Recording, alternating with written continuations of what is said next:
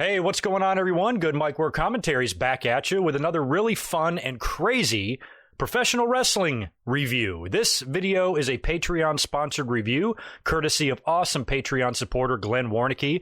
Glenn has been waiting about a month for me to get this video done because I had a lot of research to do. I have never heard of Wrestling Society X. I have never seen it before. It sort of rang a bell when I checked out the episodes. I kind of remember maybe it airing way back in the day, but I was basically going into this thing blind. So I had a lot of stuff to watch here and kind of put my thoughts down on paper to be able to deliver to you guys.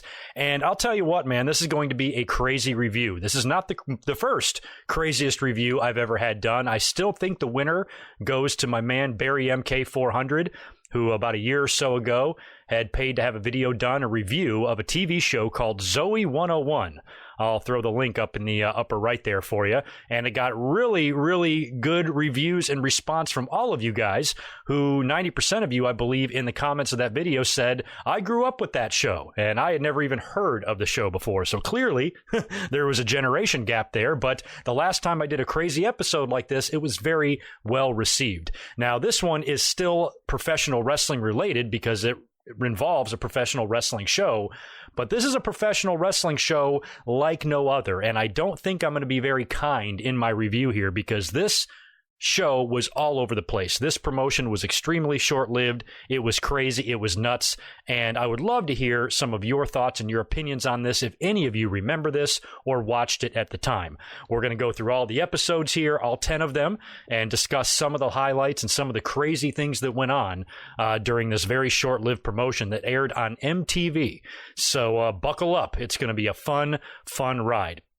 Like I said a minute ago, I want to thank Glenn Warnicki for his awesome contribution to the channel. If you are interested in sponsoring your own video, you can check out my Patreon page right now. There are some tiers available that'll give you the information on that. As far as Glenn goes, he's got a ton of social media that I would like you guys to check out. It's going to be in 3 places on this video. It's going to be scrolling right underneath you there on the ticker. I'm going to have clickable links in the description below, and Glenn's 3, yes, count them, 3 YouTube channels will all be appearing above your head right now in the upper right of the screen. So if you want to show my man some love, go over and do that, check out his stuff, and see if it interests you. But Glenn, thank you very much for your donation and for sponsoring this video. It's going to be fun. Let's get into this. Like I said, Wrestling Society X. Very short-lived promotion, ran from January 2007 through mid-March of 2007. It was only 10 episodes long, and the final episode didn't even air on MTV. I think they realized this thing was a joke about 3 or 4 episodes in, and as a matter of fact, I think the final 5 episodes were all shown like back-to-back on consecutive nights in mid-March of 2007. So they recorded all these episodes, but got them over with real quick, and it was clear that Wrestling Society X would not be returning, and we would not see it again. And they left some cliffhangers, and they left some loose ends untied at the end of this thing, but that's the way it goes when you're dealing with a crazy show like this. Now, one thing I noticed about this show right away was it's kind of like underground type of vibe.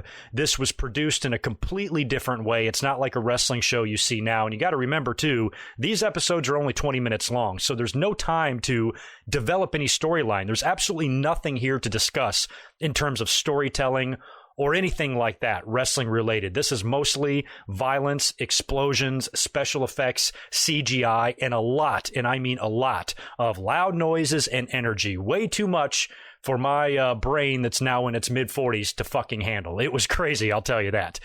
There was absolutely no psychology at all to any of these shows, and especially not the matches. It was one high spot after another, and just a lot of quick cuts, a lot of edits, and like I said, a lot of really shitty CGI and special effect explosions. Half of the matches on each and every one of these shows involved a lot of explosions, which is why I threw that disclaimer up in the beginning of the video. So there was just a lot of that going on, a lot of violence, a lot of explosions, kind of in the spirit of ECW, but also with like a Lucha Underground twist. And as a matter of fact, in one of Glenn's original messages to me on Patreon, he speculated that maybe this was the secret first season of Lucha Underground. I think Lucha Underground was produced and presented a lot better than this, and a lot less, manic or whatever.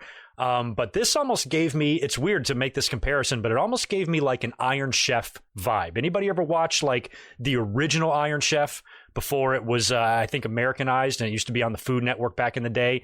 It's a lot of that stuff. Like when the camera cuts, you hear sound effects like whoosh, and shit like that. It was just, it kind of gave me that vibe. It was like half Iron Chef, half Lucha Underground with some sprinklings of ECW or XPW or any other sort of crazy hardcore promotion in there with it. It was a very strange vibe, very strange atmosphere, and all sorts of crazy shit was going on. Now, like I said, this was on MTV, so every single week on the show, they would have a different musical guest perform, I believe, in the beginning of the show. Now, none of these musical guests or musical numbers were available on the YouTube episodes that I watched when making my notes for this, but every single week, whatever the band was, those band members would sit in on commentary with the two goofball commentators, and none of them knew shit about wrestling. I mean, every time I tried to listen to one of these band members talk, they might name drop Jake Roberts or something like that, but they didn't know dick about what they were watching. It was just a crazy kind of environment, kind of that, mid-2000s MTV vibe,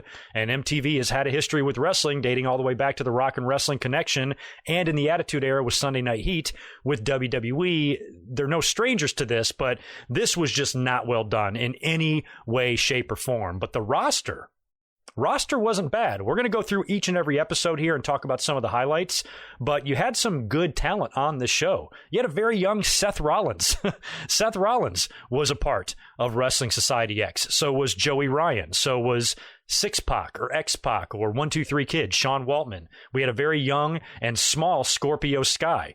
We had Teddy Hart, Vampiro, Jack Evans, Matt Sydal, and all sorts of other recognizable wrestlers that were partaking in this, probably because they were, offered some pretty decent money.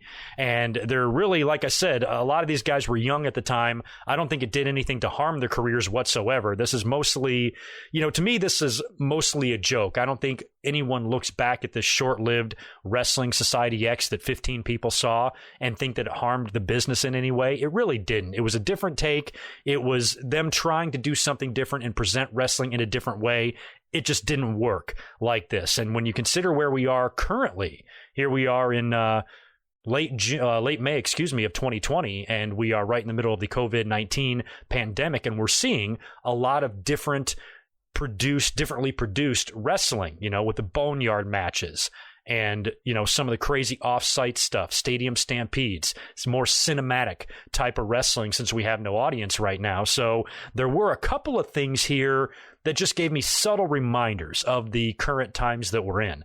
So, like I said, it wasn't like all bad, and it certainly didn't annoy me or make me angry as a wrestling fan in any way, shape, or form. I mostly just watched this and laugh at it and thought that it was just, kind of way too much energy, and there was no way this was ever going to work. But enough jibber jabber in here. Let's start getting into these episodes and talking about the highlights of some of these episodes. Like I said, I'm not going to go through every single little detail of all 10 of these episodes, but we will talk about some of the key points here, if there are any, of these wacky-ass wrestling shows. Episode 1 opens up with the introduction of our two commentators. Now, right off the bat, I recognized one of them because most of you who follow my commentaries and watch my live streams and stuff, you guys have heard me say over the years that I really don't watch TV shows anymore. I was a big fan, in the 90s and stuff, of watching various things and sitcoms and TV shows and movies, and I don't really do a whole lot of that anymore, and I really don't watch any TV shows. I've never watched Game of Thrones or Breaking Bad or any of these other great shows that I know are great and I know I'm missing out on, but I've just never watched them, with the exception of one. It's a YouTube Red series, and it is the Cobra Kai series that have been taken from the Karate Kid movies back in the day. The Karate Kid movies were very important to me in my childhood. Just have fond memories of them along with some of my family members, and they were just a big part of my life. So when this series came out, I was curious about it, and I fell in love with it instantly in season 1, and I thought season 2 was even better. Season 3 is in the can, but has not been released yet. And one of these announcers, Brett Ernst, actually plays Daniel LaRusso's Vampirio's cousin Louie in like the first season of Cobra Kai. So I recognized him right away. Other than that, I don't know what he does. I've never seen him involved in wrestling before. I think he was just maybe a comedian or something that knew a little bit about wrestling and had a lot of energy, and they brought him out here to call the play-by-play along with another gentleman named Chris Kloss. No idea who that is either. Get a load of this ring announcer. His name is Fabian Kalin. Get it? Okay. He had so much energy. He is just screaming at the top of his lungs, running in circles around the ring, trying to get the crowd like hyped up. I appreciated his energy, but I can't believe I'm saying that there is such a thing as too much energy in wrestling. Tone it down, my man. Decaf, please. Way over the top with his ring announcing. And of course, right off the bat, they're not wasting any time with the explosions and the fireworks and the pyro and the lightning and all sorts of other crazy shit. They set the tone for that literally immediately in episode 1. I believe the first match of this entire series was actually a pretty good one. Matt Sydal taking on Jack Evans. Now, Jack Evans has been on AEW a lot. I even think recently he took on Kenny Omega on a Dark episode, pretty sure, in recent weeks. So these two guys are great talents, but in the setting, in the environment of Wrestling Society X, I'm not so sure. So that was kind of cool to see them go at it. There was also something called a WSX Rumble ladder match. Now, this thing was a clusterfuck right off the bat. You had 2 contracts hanging from the ring, and it was basically like a combination ladder match Royal Rumble, where I think you had a new combatant enter the ring every 45 seconds. The match consisted of talent like Justin Credible. New Jack was involved in this. Teddy Hart, Vampiro, and Sean Waltman, among others, were all battling for these 2 contracts. Now, the rules are that whoever grabs the final 2 contracts will face each other to crown the WSX heavyweight champion, and I think that would be taking place the following week. So we see all sorts of crazy stuff here. We see New Jack doing a diving table bump. Of course, we got to see that. We saw 2 separate explosions. I mean, how many matches need 2 explosions? We saw thumbtacks. We saw lots of violence, a little bit of blood. In the end, Six-Pac, as they're calling him, he scurries up the ladder and grabs one of the contracts, and Vampiro is able to grab the other one. So that's going to be your match, I believe, in episode 2 for the WSX title. So that was kind of your episode 1 in a nutshell there. When I grade the matches, I mean, that Rumble ladder match, the talent in there was fine. If you put that match in a regular wrestling environment, it might not be that bad. It's not too crazy of a concept to have 2 things hanging above the ring. That's okay. I don't think that's too out there. And we just saw in AEW, a Double or Nothing, the participants were entering ladder matches in timed intervals. So the concept wasn't that weird. It's just you had to have the explosions and the CGI and the edits and the effects and all that stuff. And to me, it just, kind of isn't necessary in pro wrestling. But like I said, that's what they were trying to do. In episode 2, this was, again, way too concentrated. It felt like it's just so in your face and so much going on. You can't follow anything. Nothing has room to grow organically. Nothing has room to breathe at all. It's just like it's wrestling on crack, basically, is what it is. You saw, like I said, with the talent here, you're seeing good athleticism. That was definitely on display, but, just way too much going on, way too much energy.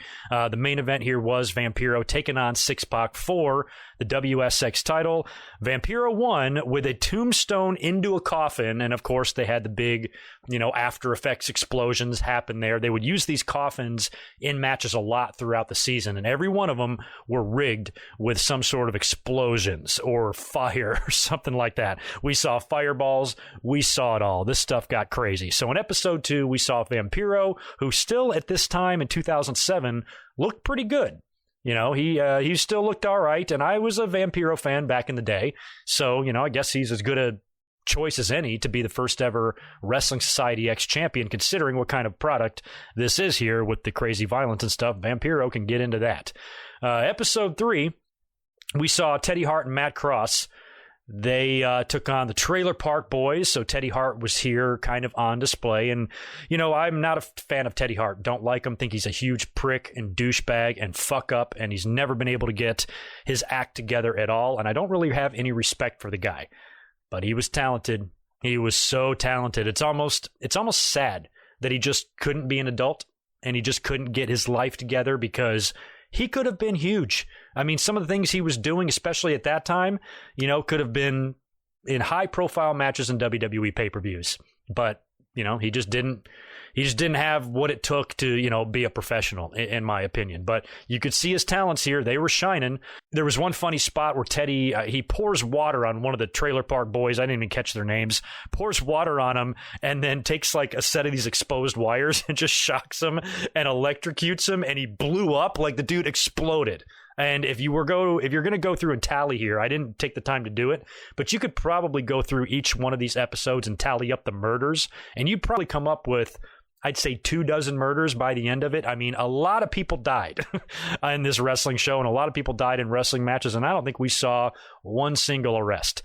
After the shock spot, we saw Teddy Hart go up to the balcony, and then he dives on top of the guy through the table, the guy that he just electrocuted, just to make sure he's dead, I suppose, while his partner in the ring hits a shooting star press for the win. So that was really the only highlight there of episode 3. I got a big kick out of that match. Everything else they did, didn't really care much about. A lot of it was just poorly done, poorly executed. Episode 4 started off with a good match. Matt Sydal taking on a very young and very good-looking Scorpio Sky. Look at that guy 13 years ago.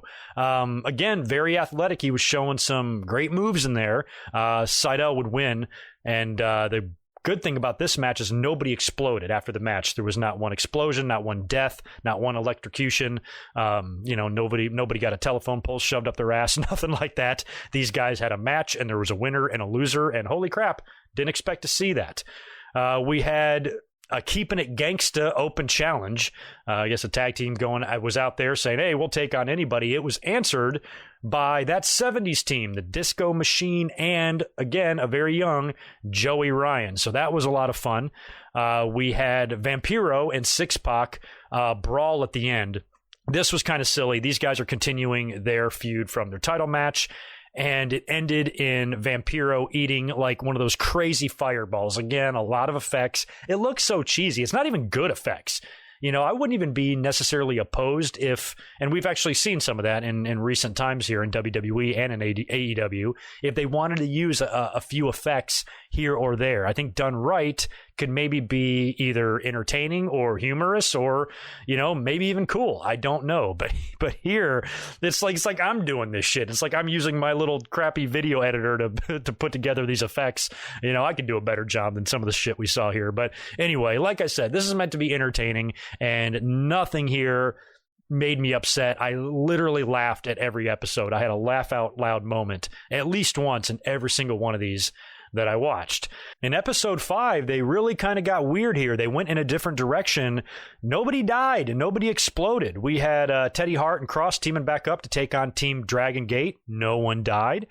We had Six-Pac taking on the Human Tornado, who I've never really seen before, but super talented kid, very athletic. And again, no one died. So I don't know what was going on there in episode 5. They just didn't decide to blow anything up. I hope they were feeling okay. In episode 6, we had a really good match between Jack Evans and Scorpio Sky, with which Jack Evans won. Backstage vignettes and interviews, by the way, are horrid. Not one of these was good. Not one of these was well done, and every one of them was cringy as hell, but almost like in a quirky kind of funny way. It almost looked like whoever was producing the segment had no wrestling experience or knowledge at all.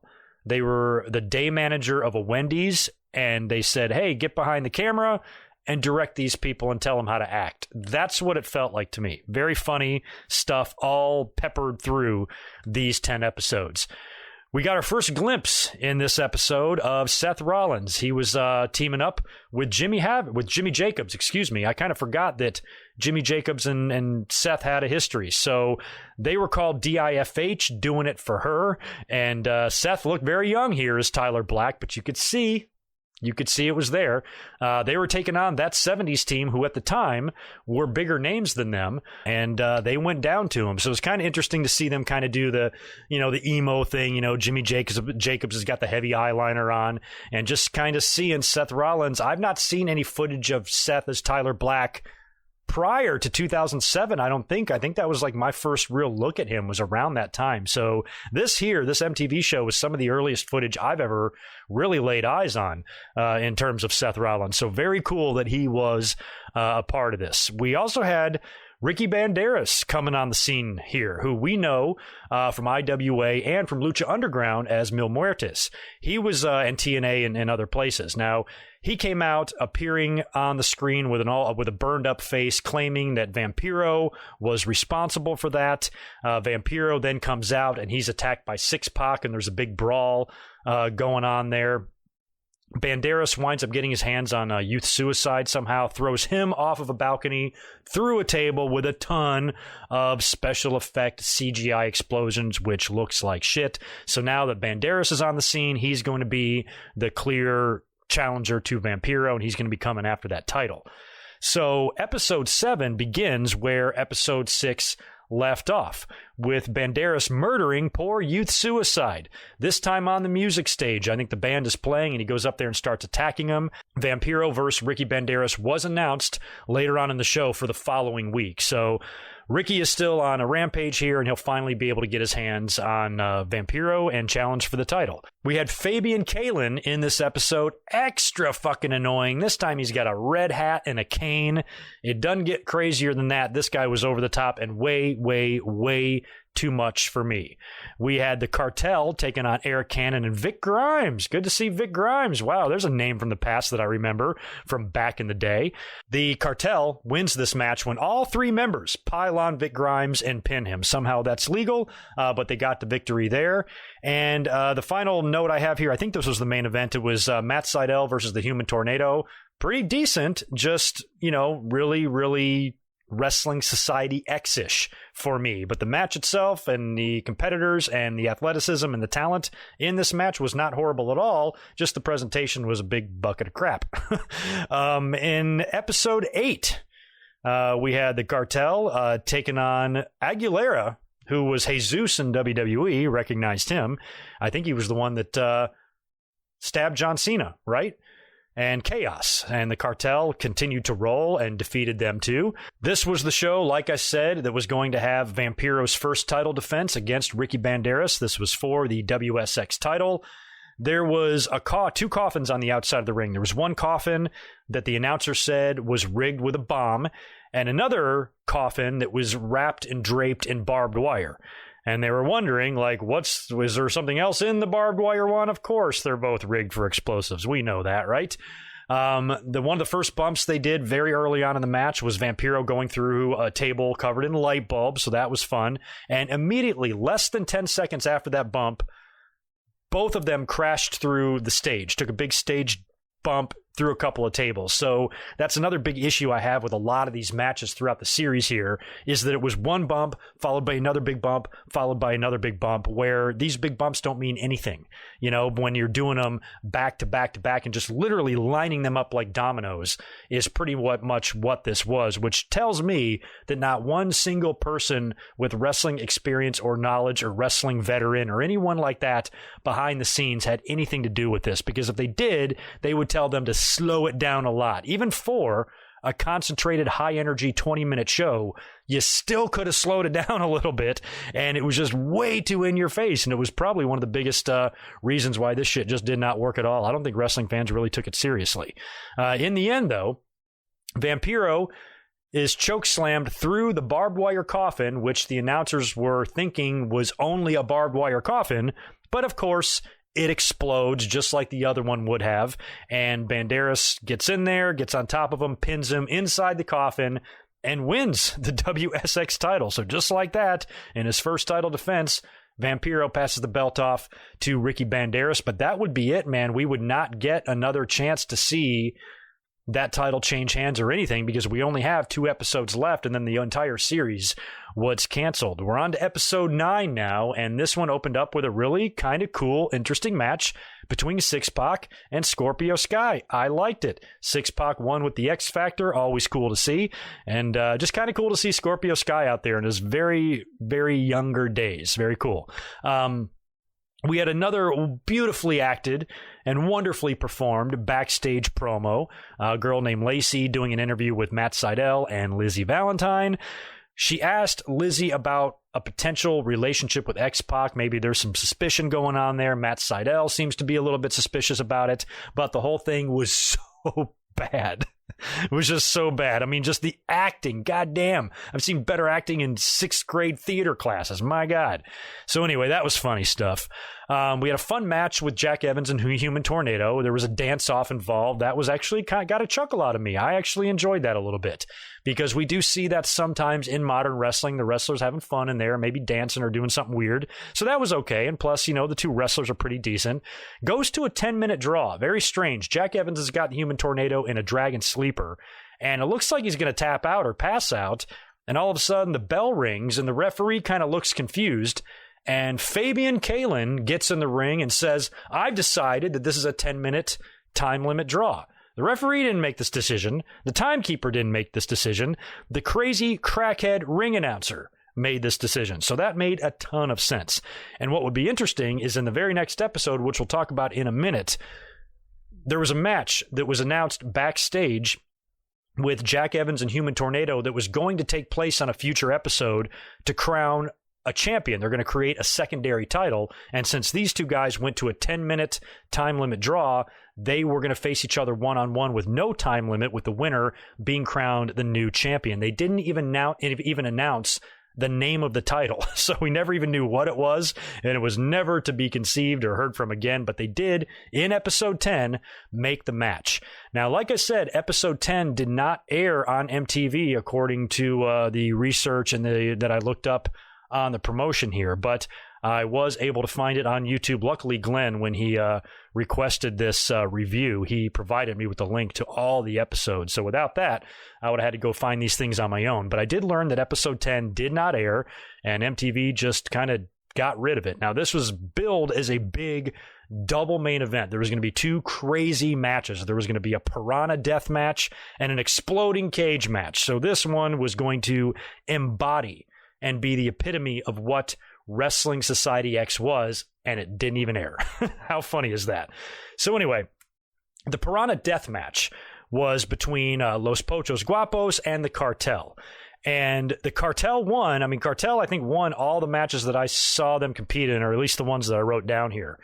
They won when Aguilera clotheslined his own man over the top rope into the piranhas. He lands in the water, and I've seen piranha matches in Japan. As a matter of fact, when I first got into tape trading in the 90s, some of the first tapes I got, aside from I remember I got Stampede Wrestling. They were one of the promotions I went after first, and I got a whole bunch of compilation tapes on Japanese death matches, purely out of curiosity. Just kind of wanted to see what that was, because I'd only seen a few clips, a couple of tapes, and a lot of pictures in magazines, and I wanted to see these full matches on display. And there was a lot of these piranha matches in Japan back in the day, but to see it done here on MTV was almost comical, and he lands in the piranha tank, and the Cartel grabs like a big wooden plank and covers the hole. So they got him in there and in the water. That was pretty funny, and that was that. Vampiro is then shown backstage. He's interrupting a Scorpio Sky interview. Scorpio's receiving an award of some kind, and Vampiro is pissed, of course, for losing the title a couple of weeks prior, and he wants him a piece of Ricky Banderas. So he then attacks Scorpio Sky, winds up chasing him all the way out to the ring area, and takes off most of his clothes to where Scorpio is just kind of rocking some boxer shorts, and one of the dipshit announcers says, "I just saw his wiener," or something like that. Oh my God. Is Vince McMahon writing this stuff?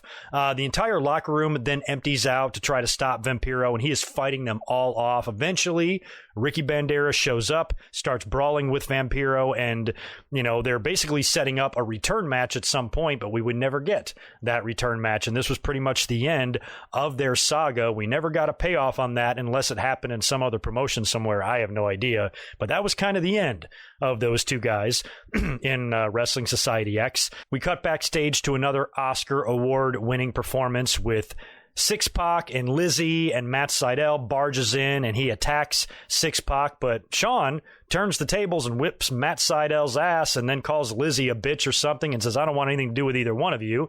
I found that to be funny. Next up is where they did that new title announcement that I mentioned earlier on with Jack Evans and the Tornado that we would also not see to realization there. And in the end, we get the big exploding cage match between Teddy Hart and Matt Cross, whose tag team name, by the way, is Filth and Fury. They are taking on Team Dragon Gate, and this match was crazy because basically what would happen is every time someone would run into the side of the cage, it would explode or an explosion would happen. And this was all done, kind of like CGI. So a lot of guys were ramming into the cage and it was exploding. There was a way to detonate the entire bomb. I think I can't believe I just said that out loud. I think the object here is to get out of the cage and then blow up your two opponents who stay in the cage. That's actually the rules here from what I could tell. Teddy Hart in this match, after everyone, including him, had taken a turn being rammed into the cage, he gets blinded by another really convincing CGI fireball. The referee even gets blown up because Teddy Hart is blinded and he grabs the referee thinking it's one of his opponents and throws him into the cage and the referee blows up. So that was funny. In the end, Dragon Gate escaped the ring and they got out of the cage, leaving Teddy Hart and his partner Filth and Fury in there all by themselves, and then boom, the ring blows up and they explode, and Teddy Hart apparently died in 2007, even though he's somehow found himself in jail about 5 times since then. And that was it. The entire series ends with the final episode, number 1, not airing, and pretty much ending with 2 fatalities. Maybe 3 if you include the referee, who I think was still laying in the ring when that happened. So there you go. That is the 10 episodes in a nutshell there. I don't know what to make of that. Glenn, did I even come close to doing this justice, man? I mean, this was kind of a crazy one to do because it was so all over the place and there just wasn't anything to really sink your teeth into, especially in terms of storylines or character development or things like that. This was not your typical type of wrestling promotion with your normal matches, build storylines and angles. Some interesting stats here, too, as I'm reading some of the notes on the Wikipedia page. So all of these episodes, I believe, were taped in late 2006. It's listed Vampiro as the first champion, crowned on November 11th, 2006, held the title for 4 days until he dropped it to Ricky Banderas on the 15th of 2006, and then all of these episodes would air the following year. Ricky Banderas is credited with a 244-day title reign, and it was deactivated in June of 2007 due to the closure of the promotion. So technically he was a 244-day champion, even though he never wrestled. All of the episodes were filmed right up the road from me in Los Angeles, and it was interesting, and I'm glad it's something that didn't last. I think it was before its time, but not in a good way. I think it was too early before its time. Lucha Underground did a much better job with this type of feel, did a much better job with this type of environment, with this type of atmosphere. I think this does have shades of that, but like I said, it's way too energetic, and you can't, as a fan, get behind any particular character on this show because there's no time. You couldn't even make heads or tails of what was the top of the card and what was the mid card, because there was a different match in the main event every week. There really wasn't a pecking order on the roster. I mean, maybe with Vampiro and Six-Pac and Banderas, maybe. But other than that, everybody was kind of all on the same level, it felt like. So I don't think this is something that if I would have watched it at the time, I would have enjoyed, especially in 2007. But, we've always been, since the buyout, we've been desperate for alternatives. So I'm not going to shit on this in terms of being that. Somebody tried something. It's just, it was not just not produced well. And I don't think the people running it had any clue what they were doing. So that was fun. That was a fun look back at that crazy episode. Like I said in the beginning of the podcast here, I would love to hear if any of you have memories of watching this. What did you like about it? What did you hate about it? Were any of you fans? Maybe I've completely crapped on one of your favorite little TV shows ever, and I hope I didn't do that. And if I did, I apologize. If any of you like this, that's good. I'm not going to criticize you for liking it. I'm more of a traditionalist, and to me, this was way too energetic for me. And what I like about wrestling are the stories. What I like about wrestling is the investment, the emotional investment that you put in a wrestler or a storyline or maybe a big match or something like that. And none of this had any room to really develop that in my mind. So it was kind of a weird promotion and kind of a forgotten one. And I think it should stay forgotten, to be honest with you. So anywho, I appreciate you guys sitting in with me on this episode. I apologize for not being very long. Like I said, there's nothing to delve into here. You know, you can't really sink your teeth into a match or an angle and talk for 20 minutes about it. So that's kind of the one drawback here. And I apologize to Glenn if you were expecting a little bit longer of an episode, but there's not a lot of meat on the bone. You know what I mean? It's pretty straightforward what this promotion was about. And it was about a whole lot of craziness. And it's really not something that appeals to a wrestling fan like me. But I'd love to hear what the generation below me thinks, and maybe some of the younger audience out there can see the good in this. And if you can, I would love to hear it. I absolutely would. So you guys take care. Thank you very much again for watching and listening on today. I appreciate it. I'll be back up very soon, I'm sure, with another one of these Patreon-sponsored videos. They're a lot of fun to do, and I always love taking a look at stuff, especially stuff that I've never taken a look at before. Very cool. Glenn, thank you very much. You're awesome. Everyone else, thank you for watching. You are awesome as well. You guys be good to each other, and I'll talk to you real soon. Peace.